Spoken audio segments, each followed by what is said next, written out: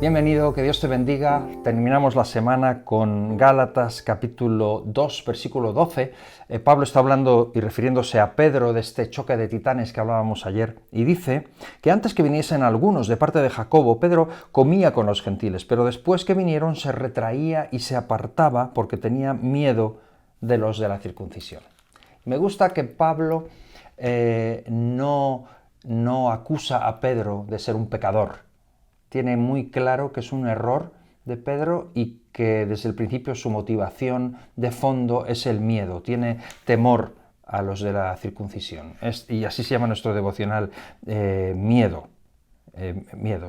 Parece ser que se daban visitas desde la iglesia madre a las iglesias nuevas que estaban creciendo, y para ver cómo estaban los hermanos, y en esas visitas se daba la mejor cara para poder dar un informe positivo, como cuando viene el jefe a inspeccionar. Y parece ser que Pedro, que también practicaba la libertad del Evangelio que se había establecido en el Concilio de Jerusalén, cuando venían estas visitas, pues de alguna forma temía que los informes fueran negativos, quizá trató de no ser de tropiezo a los hermanos de Jerusalén, o temió perder autoridad, pero en algún punto puso el temor a los hombres por encima del temor de Dios.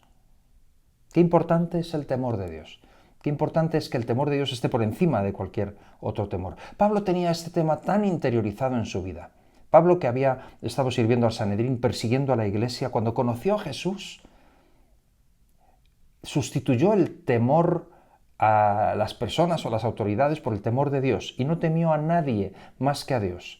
Y no le importó absolutamente ninguna persecución, nada de lo que pudiera padecer por causa del Evangelio, porque temía a Dios más que a cualquier otra persona. Y Pedro también, realmente. Pedro no podemos decir que no quisiera padecer por el Maestro. Pedro padeció por el Maestro, había padecido persecución, había sido encarcelado, había sido azotado por Jesús, sabía lo que era eso y no tenía temor, pero sin embargo en este punto, quizá por su reputación, por su mentalidad judía, cometió este error. Y para mí la enseñanza en estos pasajes, y cuando se nos habla aquí de este choque de titanes, recuerdo Proverbios 1:7, donde dice Salomón: el principio de la sabiduría es el temor de Jehová. Me hace pensar en el temor de Dios. Qué importante. No puedo juzgar si Pablo fue demasiado duro con Pedro, o si quizá las cosas hubieran sido mejores si no hubieran subido tanto de tono, pero lo que sí aprendo es que ningún temor debe ser mayor que el temor a Dios, el temor de Dios. Yo puedo ser más o menos maduro, puedo tener más o menos sabiduría, puedo ser más o menos habilidoso para resolver conflictos o para salir del paso a diferentes cosas, pero no puedo temer a nada ni a nadie más que al Señor, porque si lo hago, el miedo me puede llevar a proteger tradiciones, proteger cosas que realmente no vienen de Dios y que traen vituperio a su nombre. Pero si temo al Señor más que a nada, no traeré vituperio a su nombre. Él se va a glorificar en mi vida, incluso a través de mis errores.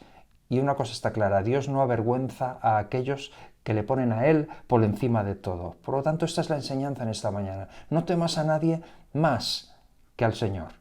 Teme a Dios antes que a los hombres. Teme a Jehová y guarda sus mandamientos. Recuerda, como dice Eclesiastés en el capítulo 12, versículo 13, final del libro: el fin de todo discurso oído es este: teme a Dios y guarda sus mandamientos, porque esto es el todo del hombre. Recuérdalo y brilla por Jesús. Que Dios te bendiga.